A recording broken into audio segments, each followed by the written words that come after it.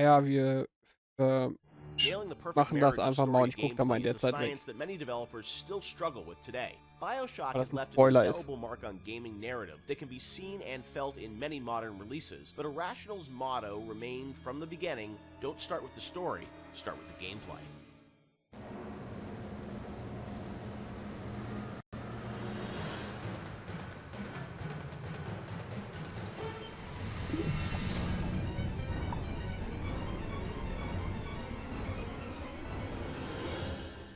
A lot of fans probably wonder about the process you go through in writing the story and the design for a game like BioShock. You've talked about how it evolves over time and what eventually ships is very different than your initial vision.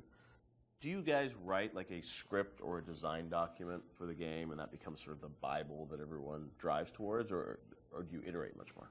It's different for every game. Like System Shock 2, I went back to it recently. I wrote a design document, and like we started that project in September, and the design document I saw was dated like October or something. So like in a month, like I wrote the design document, and it didn't change.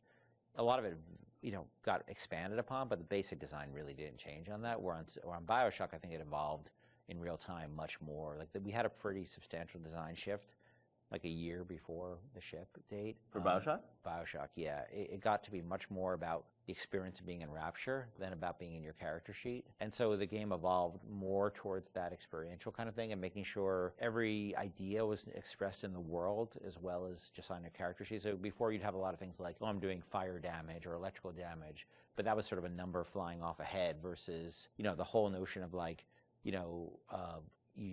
there's barrels and you light them on fire and then you can pick them up and throw them. But you'd have stats coming off characters and all that stuff? Much more so. Oh, really? And that evolved, sort of, we did a design shift, but I don't know how well that got documented. I think we were moving so fast that we were just sort of changing things, laying down the tracks as we went right ahead of us. And the same with the screenplay, the screenplay. There is no screenplay. It's a bunch of, probably Excel files and fragments of Word documents that I'd write and I'd go to recording sessions and I'd rewrite on the fly once I hear the actor perform. Because once the actor takes on it, you listen to their voice and you say, what you wrote doesn't really matter. Like, what is the right thing for this actor playing this role to be saying?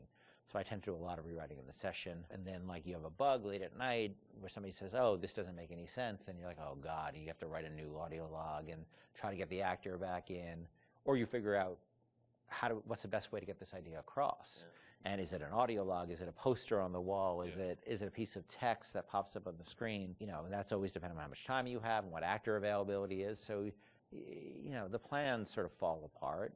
I think we've worked on that a bunch since on the new project we're working on where, we are trying to document things a lot better and keep things a lot more logical, but the train was running so fast on BioShock that we just sort of... Early on, we got the Andrew Ryan scene in, like we'd said before, and that was kind of like the keystone. Like, we're going to put a lot of work into this, so this can't change.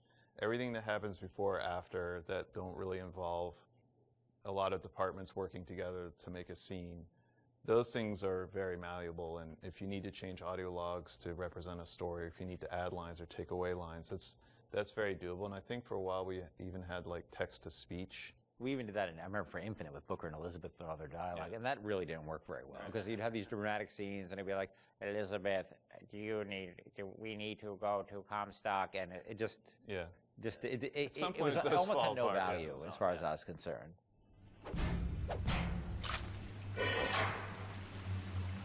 Atlas radio down ahead says we're looking for an invite to the fisheries. Nuts, I say. But if you heads up to the Wharf Master's office and find old Peach on research camera, maybe I could manage an invite.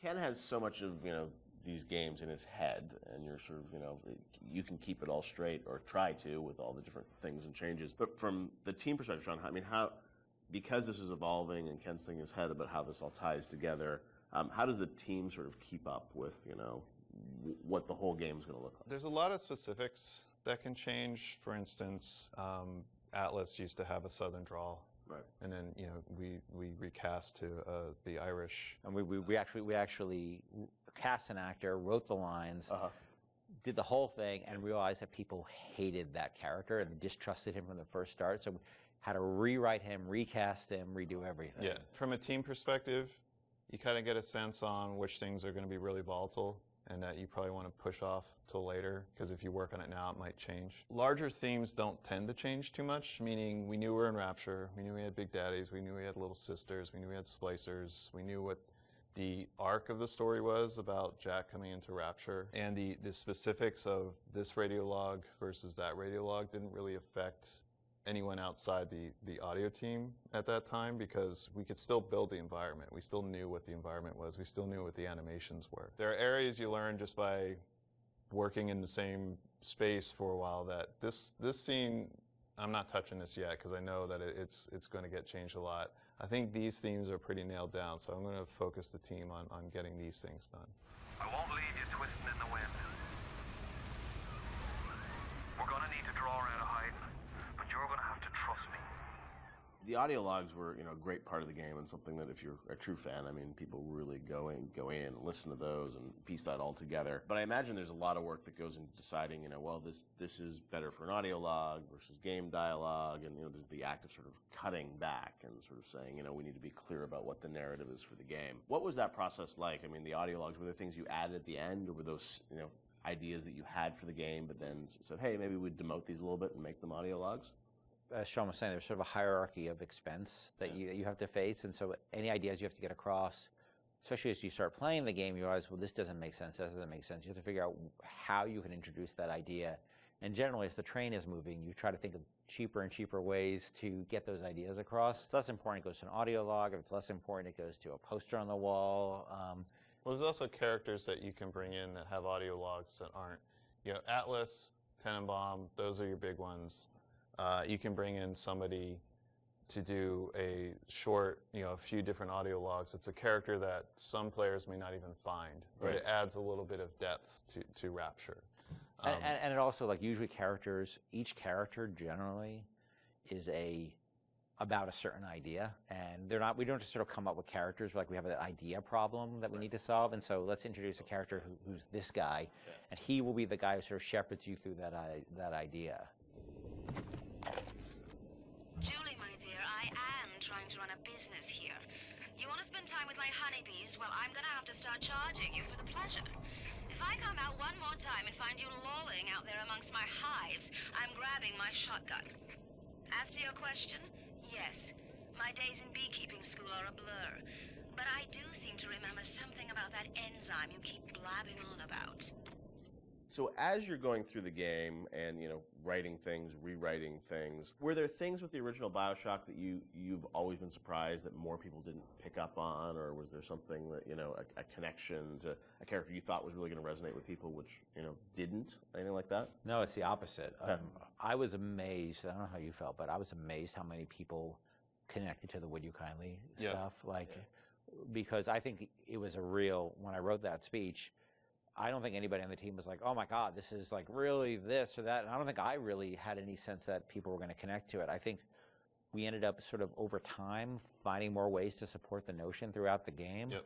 And I don't think I really, until I heard Pat put together the revelation moment, where it's where you had all the bits that Atlas had said to you in the past building up, and then there was a visual that went along with that. That's when I realized it was going to be a really powerful moment.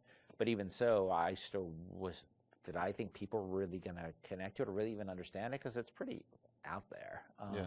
And that it was meta commentary, too. I think that completely, I think I thought, oh, it's kind of meta, cool. But people connected to it in a much bigger way. Yeah, the choice and everything, and also just, being able to kind of roll back and think of all those other moments throughout the game. And so, a great revelation like that, they're few and far between in games where you sort of then you want to play it again, you're just like, oh wow, really, that does all make sense, right? Yeah, I think as a team, we were definitely proud of what we had done. But up till that point, SWAT 4 was the biggest game that we worked on, and we had no expectation of that anybody would pick this up. Or even BioShock cosplay. I remember the first cosplay I saw with a guy in the Big Daddy suit, and his little daughter was in the kitchen cabinet. I think that was the first one I saw. I was like, whoa, people know this stuff. That's insane. Yeah, people were building these outfits, and that only expanded with Infinite. I mean, that sort of went crazy with Infinite, with people cosplaying Elizabeth and Luteces and Booker. It meant a lot to people, and I don't think that's something we ever saw coming, and we're deeply grateful for it, because it's one thing to make a game and get good reviews and stuff like that. It's another thing to have things that people are having their weddings themed around it, and their tattoos and naming their children after characters. You can't plan for that, and I think the only way that could happen is if you just make something that you're deeply in love with and passionate about. I can say we were. It was something there's a lot of passion on the team about, but we didn't know people were gonna take away what they did. Would you kindly? Would you kindly? Powerful phrase. Familiar phrase. Would you kindly? Would you kindly get this? Would you kindly find that? Would you kindly find that? Would you kindly find? Would you kindly get this? Would you kindly head to Ryan's office and kill the son of a bitch? Part of the challenge with that, though, is when people love fiction so much and they dive into every word written in every audio log and try and connect all the fiction, make sure it all makes sense. Are there any things from that game that you sort of look back and it's like, oh wow, like we didn't explain this and we should have, or things that fans have misinterpreted over the years?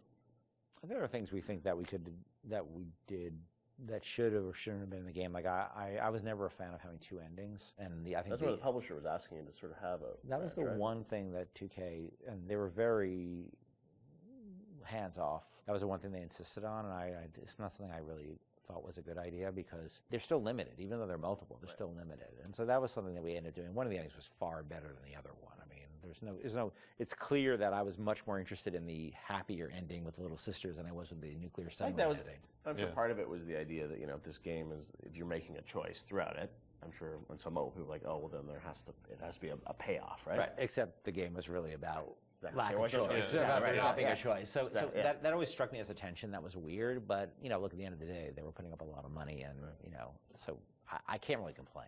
They weren't dictatorial at all during the development, so that was the one thing, but that's a game that I wouldn't have put the boss battle in, the final boss battle. Like, we seem to end up doing that over and over and over again. Every time we start a project, I'm like, I'm never going to do that again. We're never going to do that again, and we end up doing it. Right. We're not good at boss battles, and that, you're fighting that guy, and look, this is the naked dude. It just doesn't work. Totally makes sense. But and it works really pretty well up till then, but then it doesn't. It just doesn't work. That boss battle's silly.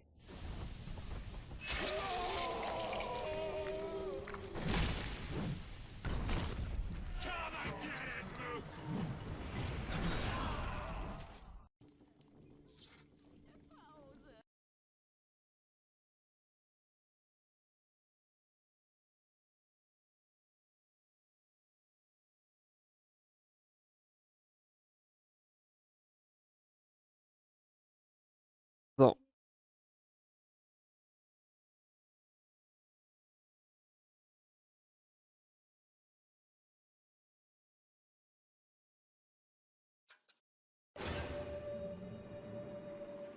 Will ich gerade meine Uhr und das neue Armband drum machen. Und da ist plötzlich die Folgeende. Also ich habe jetzt...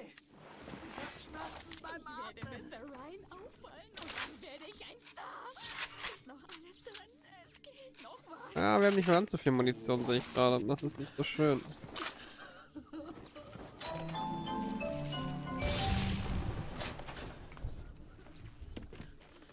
Da scheint keiner dran zu sein. Schraubenschlüssel aufheben. Okay. Den anderen jetzt weggeschmissen. Ja, ich habe jetzt nicht alles mitbekommen. Ich habe ein bisschen was gesehen, aber jetzt nicht alles, um mich zu spoilern. Also das, was ich jetzt gesehen habe, das ist das, was wir eine Armbrust kriegen. Wenn es stimmt. Also ich würde sagen, wir schauen mal.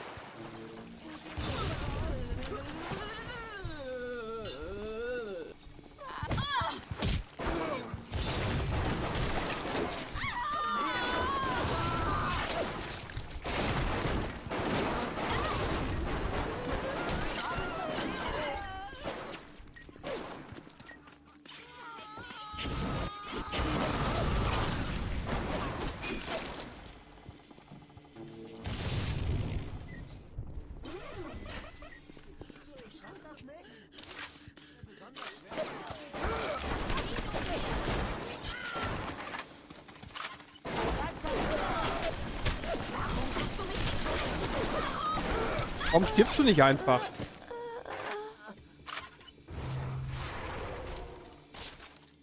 Meine Güte, nervigen Viecher. Oh, Schrotflinte. Wo ich mal sagen muss, bisher die Schrot gefällt mir bisher eigentlich am besten.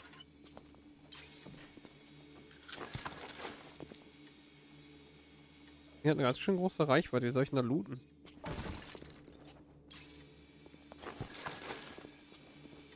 Bin gehackt. Das kriegen wir sogar hin. Das ist nicht ganz so hoch. Ja, sollten wir zumindest hinbekommen. Ja, jetzt ist natürlich das Problem. Jetzt habe ich wieder da keinen, ne? Oh, ich muss kotzen.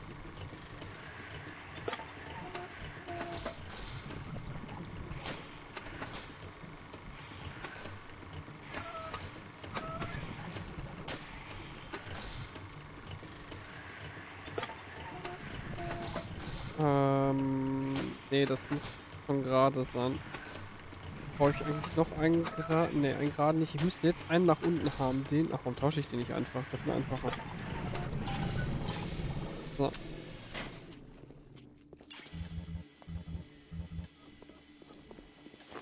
Aber wir sind schon seit 6 Stunden in diesem Spiel dran.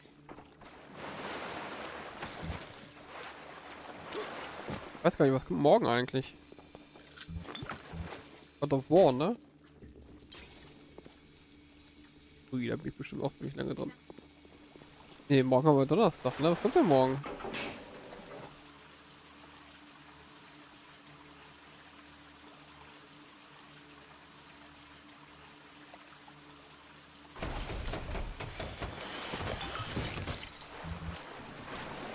Morgen kommt Red Dead Redemption, echt? Kommt das echt schon morgen? Ich dachte, das kommt Sonntag. Ja, das... Ne, Crash ist doch durch. Ne, du musst bei...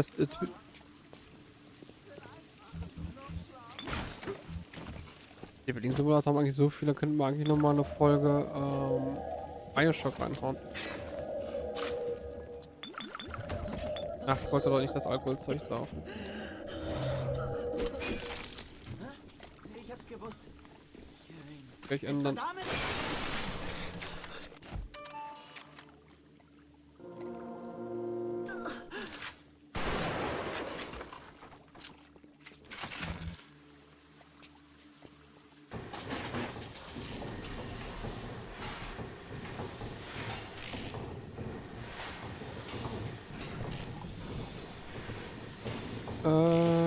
Ich brauche einen nach oben. Ich brauche einen nach oben. Den brauche ich.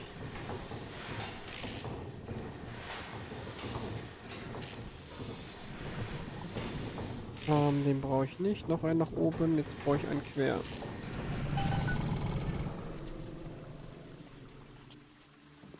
Nachher nur anfangen, die Folgen schon mal so weit fertig zu machen.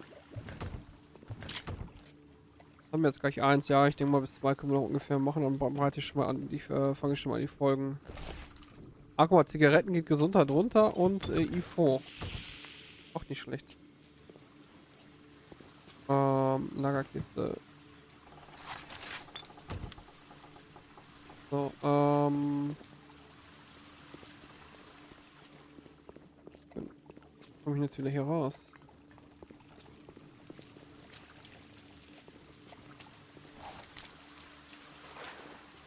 Mann, ich habe auch fast nichts mehr Munition in den Waffen, das ist jetzt nicht so schön. Kann ich immer noch nicht herstellen. Sollten wir auch hinbekommen. Wenn ich das Richtige bekommen würde. So, den kann ich schnell tauschen. Dann den nach oben. Den da rüber. Den anderen, ich brauche jetzt einen nach oben und einen nach gerade. So.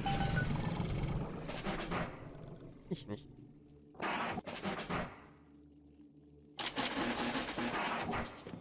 Verdammt, was fehlt denn jetzt noch? Was ist das denn hier? Das fehlt mir noch hier, das zweite.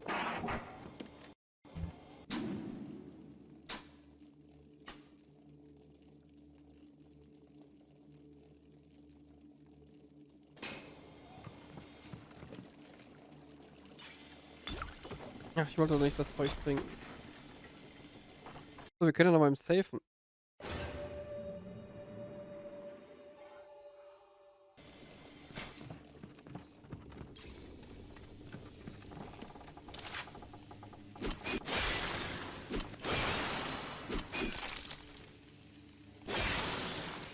Okay, passiert nichts.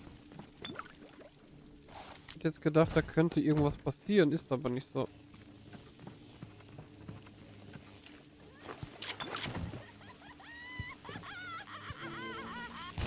Schätzchen, bist du da? Ich bin ein Star! Du nicht!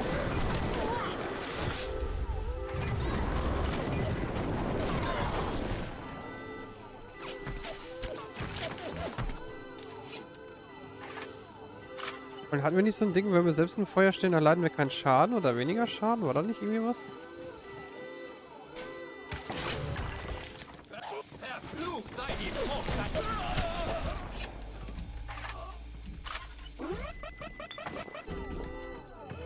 Jetzt wegen uns? Nein, ne? War nichts.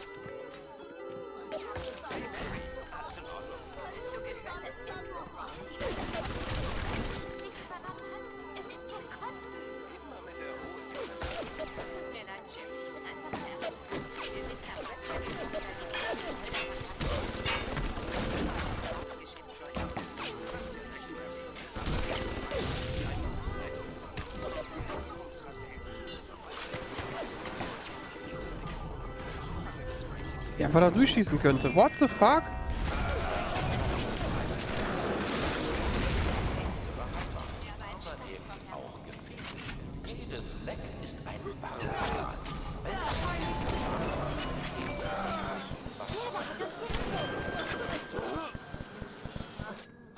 Okay, warum habe ich jetzt die ganzen Bienen an mir?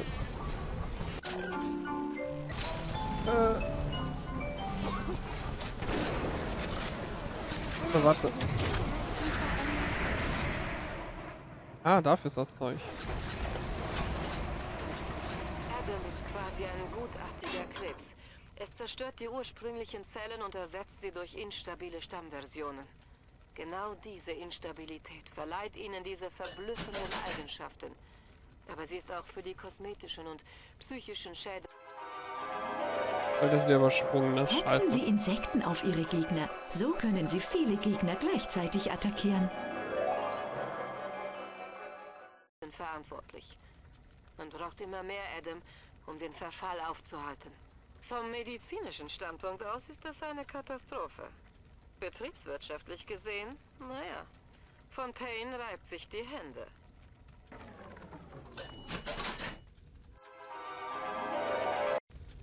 So, was haben wir jetzt noch? 200, das heißt 160. Dabei könnte ich noch. Den Techniker auf jeden Fall. Ach, ich kann. Achso, ich kann nochmal einen Techniker-Slot machen. Ja. Wäre, glaube ich, gar nicht so schlecht. Und den machen wir auch. Okay, jetzt habe ich keine Körperpanzerung, ne? Das heißt, ich brauche jetzt noch 160.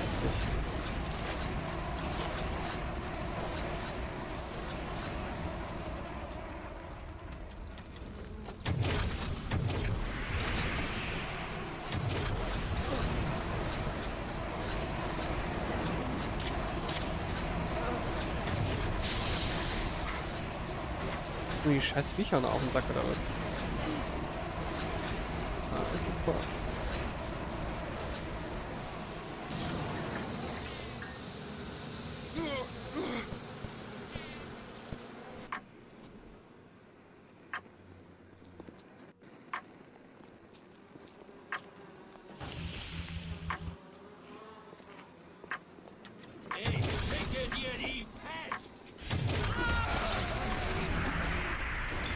Snilke.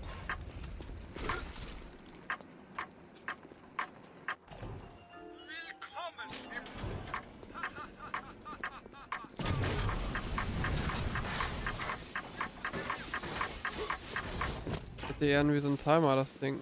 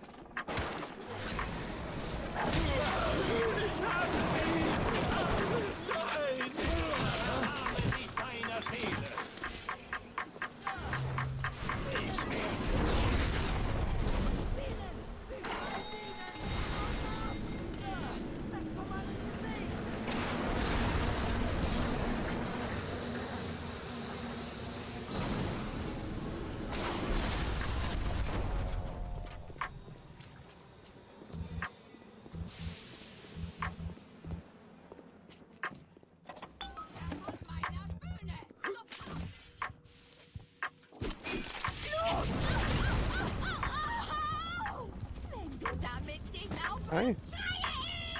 Wo gehst du hin, Schätzchen?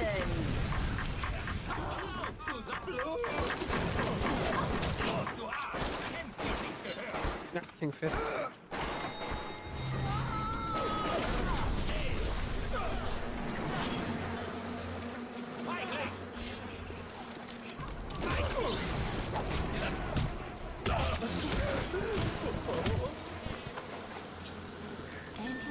Stellt dir eine einfache Frage. Bist du Muss da immer noch rein? Wie viel fehlt denn dann noch? Einer. Oh.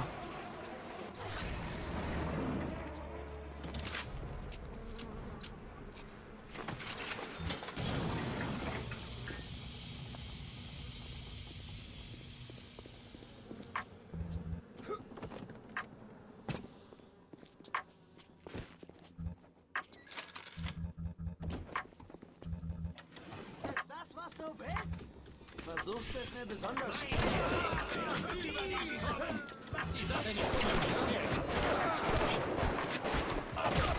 du schon alle Bestandteile des Lazarus-Vektors gesammelt? Wenn ja, dann such dir am besten eine Werkstatt und setz sie zusammen. Und dann geh zurück in Vekots Labor und tu das ganze Zeug in die Befeuchtungsanlage. Das müsste den Nebel eigentlich wegpusten.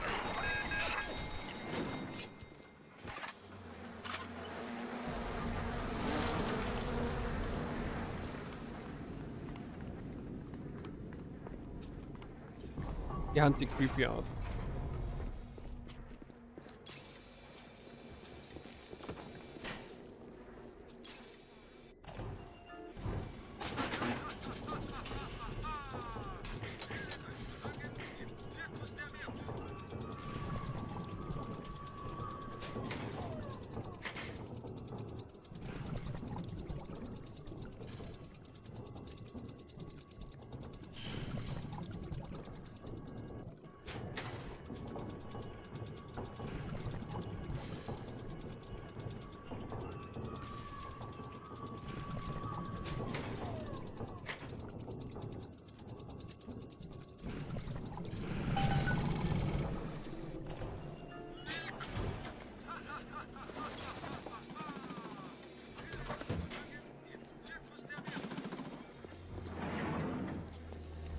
Wir hatten noch irgendwo von so Dingen, wo wir doch zusammenbauen konnten. Was ist das Ding denn jetzt?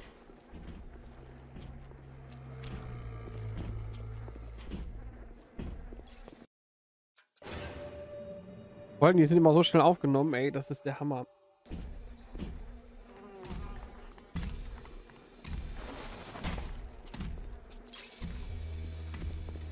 Wo ist er denn? Wo ist er denn? Wo ist er denn? Wo ist er denn?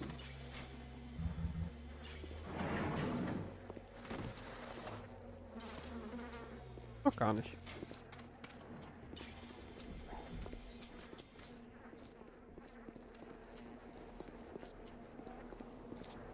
Ah, der ist er noch.